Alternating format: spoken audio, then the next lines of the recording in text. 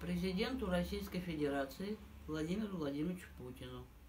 Очередное обращение от ветерана труда Павчинской Марии Ивановны.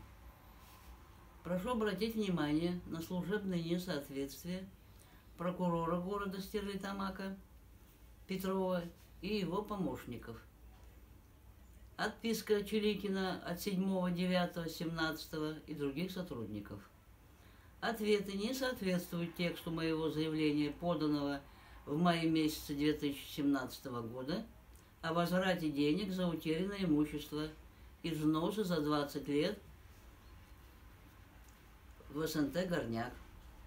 Даже на приеме 19 июня у Петрова, где я напомнила ему о статье Конституции Российской Федерации, имею право защиты своих интересов в суде прокуратурой, мне 78 лет, пенсионерка, ответа нет до сих пор, а отписки идут регулярно, с какой-то ссылкой о земельном законодательстве.